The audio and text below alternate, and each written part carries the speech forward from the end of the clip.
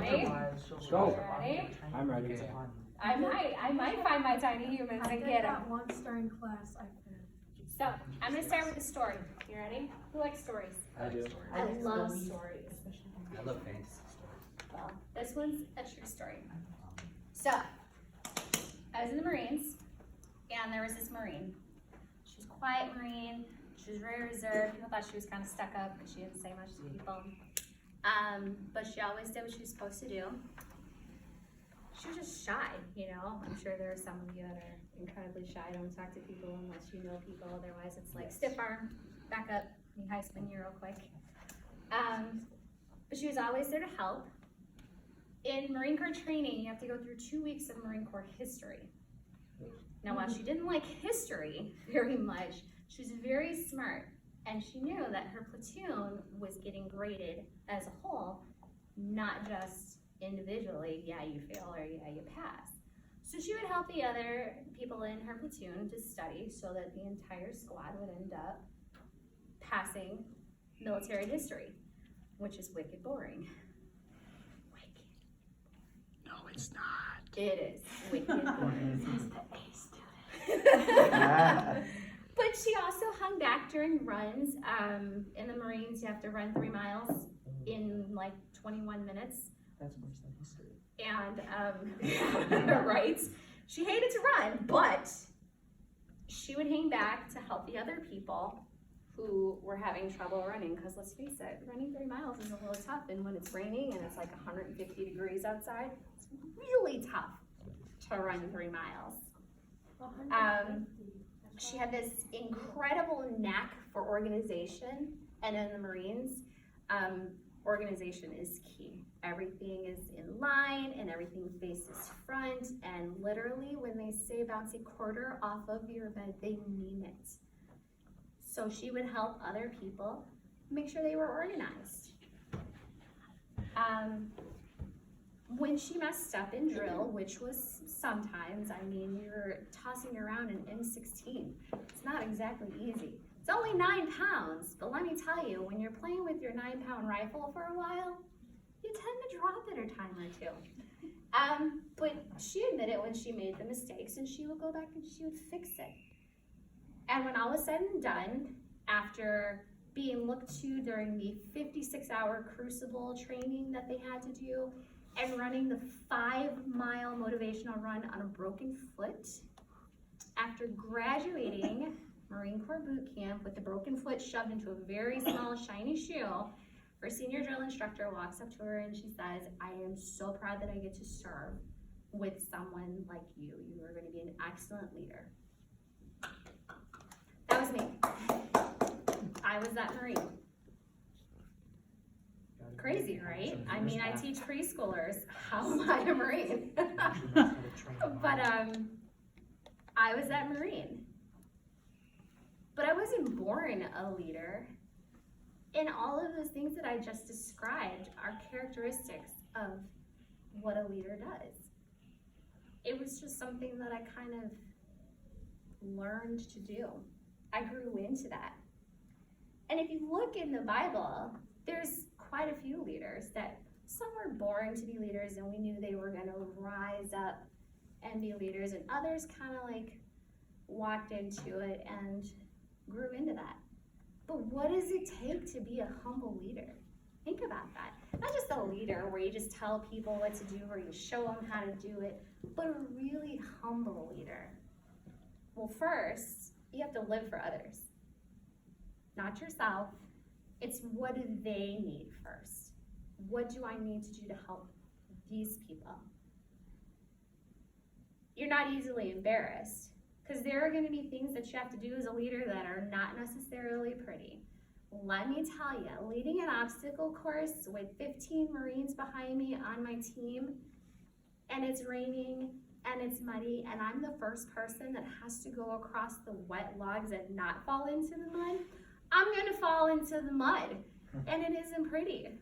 But I got back up and hopped on the log and kept on going because my team was waiting on me to finish. They don't gossip. And they have a good self-image, but they're not like, yeah, I know I'm good. I know I'm the best. know you're good, but you don't have to tell people. They see it. You're just being who you are. You lift other people up. You go out of your way to make somebody else feel good. Now, I think only 4 of you are still in school here now. But every morning when you walk past me in the hallway, what do? Say good morning. I say good morning. I ask you how you're feeling. If you look like you're as tired can be, I try my best to make you smile and laugh, and most of them ignore me and just kind of walk on to class. But some kids will run up and give me a hug, or they'll actually smile and laugh down the hallway. I just want to make other people feel better, even if you're having the worst day imaginable. You're not upset when you don't get the credit. Yeah, you made the game-winning shot, but you also helped your friend get their first assist and shot. You want the credit for that, for somebody else doing well, not necessarily because you did awesome. Because let's face it, we all want to do awesome. Yeah, I want to make the game-winning shot. I want to hit that spike that kills the game and be like, woo, see who just wins. But if you set an awesome ball and Gabby spikes it, Gabby's going to get the woohoos, and they're going to be like, oh yeah, good set. You value kindness and respect. And unfortunately, kindness and respect are like the hardest things to find now. People aren't nice. Have you noticed that? Yes. People are not nice anymore. It's me first. Back up out of my way. You're all up in my personal bubble. And my bubble's invaded every day by tiny humans, so I don't even have a personal bubble anymore. No one's nice. So a humble leader values that, and they show kindness. Even when they don't want to show kindness, and that is the hardest thing to do. Being nice to someone that is rude is painful. Respecting someone who's not respecting you, your space, your views, your time, that is very hard to do. But it can be done. You may not like it, and on the inside you're yelling in your head, why are you such a pain in my neck? But then you're like, you know what, whatever. Maybe that person's having a bad day. I usually chalk things up to people are hungry.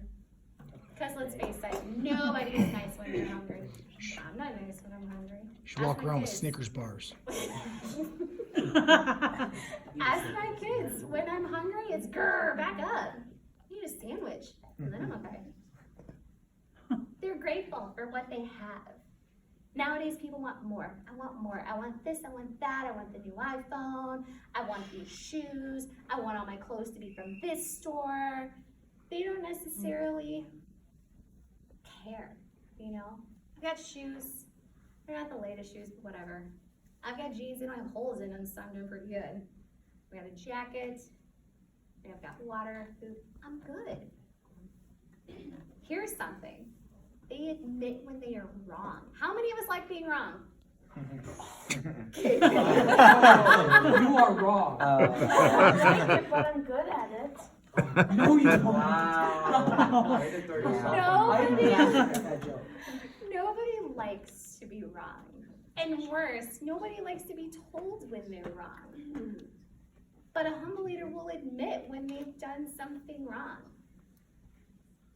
When I yell at my kids, and it's for something that I swear up and down that they didn't do or that they did do, and then I find out that it really wasn't the case, it was the other kid, or it was the kid that was home 3 weeks ago and just didn't catch it then, I will literally walk up to my kids and say, I am sorry.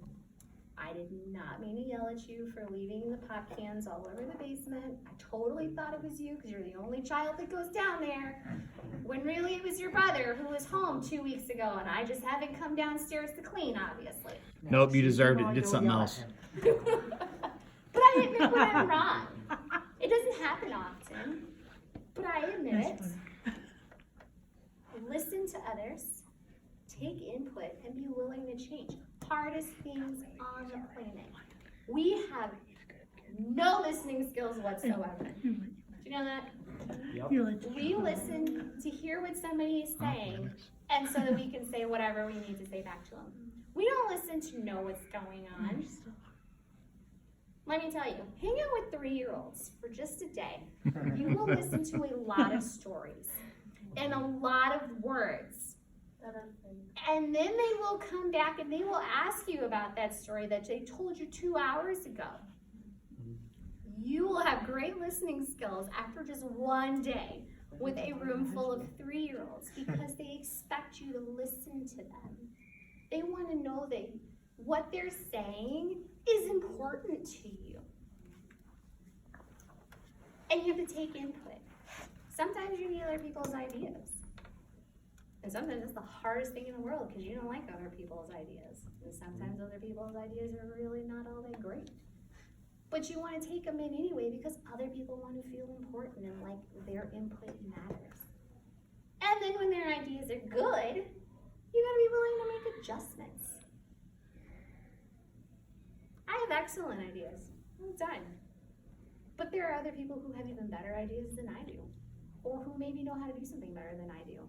So what am I gonna do? I'm gonna let that person who's better at it give me ideas on how to make it better. And then we're all gonna work together. It's gonna be amazing. Just saying. Now, when you look at the Bible, who are some people you think of as leaders? Come on. This is where you have to participate. Cameron. Moses. One of the meekest people in the Bible. Moses. Abraham. Come on, Caden. Oh, sly W. We'll come back to Jesus. Yes. Come on, there are other leaders in the Bible. There are women leaders. There are Allison. Deborah. One of the judges. The only female judge. She was getting ready to go into war with, is it Barak? I always say I'm wrong. Biblical names are like the word. It's like history. I am terrible at biblical names. But she was going into war because he said, I'm not going to go unless you go with me. She was like, let's do this. Joseph. David. Youngest son of Jesse. Joseph. Christian. Elijah. Katie Rose. Esther. Look at that. Bible full of leaders. And I'll bet you in all the qualities that I just listed off, that you guys could see those qualities in those people. They listened to other people. Esther. Mordecai told her, was it Mordecai? I think it was Mordecai. I'm starting to get my stories all kinds of goofy. I teach 3-year-olds, okay? We're on Jesus loves the little children. We all know that Jesus loves the little children. But you know, she listened. She fasted and she prayed. And then she went to Xerxes. See that? She took in the input. She used those ideas. And what happened? She saved her people. Amazing. Okay. Who likes Marvel movies? Yes! Room full of Marvel people. Cameron, I know you like Marvel movies. In our house, we have phases 1, 2, and 3. We have watched through them at least twice in order because it's the only way you're going to watch them now. And there are 2 people who always stand out as the leaders. Who's going to take a guess at which 2 I'm looking at? Robert Downey Jr. Iron Man and Captain America. Tom Holland. These are perfect examples of a humble leader and a not so humble leader. Okay? Let's look at this. Lives for others. Captain America literally jumps on a grenade that's not even live to save everybody else standing around him. Robert Downey Jr. is Iron Man. There's a whole list of things that he does wrong. Legendary. And blows up his own house. Not easily embarrassed. Now, while Robert Downey Jr. is clearly not easily embarrassed, he does whatever he wants. Captain America gets his face beaten constantly by bullies. Stands back up to him. Doesn't even care. Captain America lifts other people up. Iron Man had to work on that one. He wasn't very good at lifting other people up. Tony Stark was a little full of himself. Do we see where the not so humble Yes. comes in? And we see where Captain America. Yep. Okay, I'm just making sure y'all are still with me. Captain America wasn't boastful, runs into a Hydra facility, saves the people. Tony Stark, everybody knows what Iron Man has done. Okay? Captain America inspires trust. He wants people to understand what he's doing. Iron Man doesn't really care. Now, eventually, by the time we get to the end game, it took 57 cinematic hours to get there. But Iron Man eventually realizes what it takes to be someone who inspires people, someone who people want to run into battle with, someone they want to listen to and follow their ideas. See where I'm going? You don't have to run around and shout, "This is what I did, look, I'm amazing." People will just know it because you show it. Now, okay, to beat me to it, it's like, who is the ultimate humble leader? It's Jesus. We all know this. We all go to church, we've all gone to Sunday school, we've all heard the stories of Jesus' life. He literally came to earth to live for all of us and to die for all of us. If that's not living for other people, I honestly don't know what is. Like, seriously, what else could you do besides be born, live, and die for everybody on the planet? He was beaten, he carried his own cross, blood running down his face, whip marks on his back, thirsty, hungry, and there was an embarrassment as he's walking up to the skull, not the skull, Lord, help me. I'm tired too. You'd be amazed how tiring 3-year-olds are. He constantly lifted other people up. Even when he wasn't performing miracles, he was always kind. People wanted to be around Jesus. He was just him. He talked with people. He went and sat in Mary and Martha's house, just him and some disciples. He went to Jairus' house, healed his daughter. He cried when he heard that Lazarus had died, knowing full well that he was going to have Lazarus walk out of that tomb. But he cried because that was his real emotion in that one moment. He was literally the epitome of kindness and respect. When they tell you to live like Jesus, they literally mean show kindness to all. Doesn't matter if they just bumped into you and stole some of your magical healing power that healed an illness that you've been dealing with for years and years and years, and you knew it happened, you're still kind. It was like, whoa, I'm gonna need that back. Hey everybody, look what I did. Or calling the cloud because he's close. Good job, Kaden, you're paying attention. Nice job. Jesus had little to live with. Did Jesus have a big old house? No. Rolling around in a Bentley? Sure did. He didn't ride up to his teachings in the finest horse and carriage. He didn't have robes made of silk. He didn't have billboards to say, look at me, I'm Jesus, miracle man. No. He walked. He had a donkey. A donkey. And a week later, they hung him on a cross. Like, seriously, these are the things. He listened to other people. Do you listen to other people? Like, actually sit and listen when you're having a conversation with somebody? Or do you guys just text everybody? Depends on what they're talking about. Depends on what they're talking about. That is the wrong answer, Kaden. Huh? You What are should talking always listen. Oh my gosh. I'm dying. Huh? What are we talking about again? Jesus, as a humble leader, had the courage to do what was right, regardless as to what anybody else said. Didn't matter what the leaders said, what the Pharisees were saying, what his own disciples were saying to people. He did what he knew was right. He knew what he was supposed to do. Now, being a leader can be tough. People are looking at you. And they're expecting like perfection.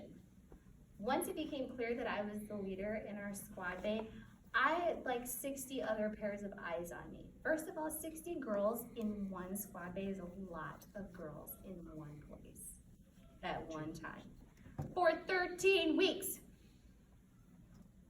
But all eyes are on you as a leader. Say one wrong thing, do one wrong mistake, and it's rough. When I had time, when I had to do midnight watches, and let me tell you, the hours of 2 a.m. to 4 a.m. are not fun to be awake when everybody else is sleeping. Just joking. I would write Psalm 23 on our whiteboard every single time I had to do watch. Who knows Psalm 23? Oh, come on. Somebody better start saying it, or we're all gonna learn it. We're learning it in Spanish during Spanish. Can I have it in English though? I'm not very good at Spanish. The Lord is my shepherd. Oh yeah. Oh my. He leads me across green pastures, lays me beside the quiet waters, all that stuff. All that stuff, etc., etc. It doesn't sound like you care for the Bible. You didn't know it. No. There will be none of that, brothers. Jeremy. But yes, the Lord is my shepherd. I shall not want. Makes me to lay down in green pastures. I put that on the board every single time I had to be on watch at 2 a.m. One, because Lord knows I wanted to curl up in a ball and go to sleep. I only got like 4.5 hours of sleep a day anyway, so I wanted to sleep. But I knew that those words were encouraging because sometimes there are situations where you forget. Literally, it just doesn't even cross your mind that God is with you. Galatians 6:9, let us not become weary in doing good, for all at the proper time we will reap a harvest, for if we do not give up. Don't give up. Why do we not give up? Because, somebody better say it. Oh no. Why do we not give up? Because we have God on our side. Is anybody else listening? Nope, just Y'all are kidding. about to like do jumping jacks while we answer questions. No. We're gonna get the wiggles out like we're 3 again. About to carpet time, you kids. James 1:12. Blessed is the one who perseveres under trial. Keep going when it gets hard. Don't give up. Did Jesus give up? No. No. People were talking all kinds of smack. Jesus didn't give up. Crown of thorns, whipped. Carried his own cross. Did Jesus give up? Scarlet Road. Did he just like, God, I can't handle this. I'm gonna need you to just bring me home now. This is way too hard. Did Jesus say that? Nope. So why do we give up? Especially when we know that we've got like the best person by our side all the time. Because it's in our nature. Boom. But it could be in our nature to not give up. If you're gonna be a leader, you can't give up. People are looking at you. My 3-year-olds every day are looking at me to see what we're doing that day. And it could be as simple as we are finger painting fish today. But they are looking at me like Mrs. Disser knows what's going on. She knows when time snack is happening. She knows what we're gonna do today. Let's go. If I was having a bad day and it was getting too hard, do you really think I could just walk out of my classroom and be like, yeah, I'm done. It's too hard, I can't do this today, no thank you. If your teachers literally were like, y'all aren't listening, I'm done with today, I'm going home, and grabbed their keys and walked out the door, I don't think Miss Bergstrand would like that too much. If I could do that. No, we're not built to give up. It is not who God created you to be, at all. There are times where I want to literally get in my car and drive to Mexico, pretend I am Rosa, and I make friendship bracelets on the coast somewhere.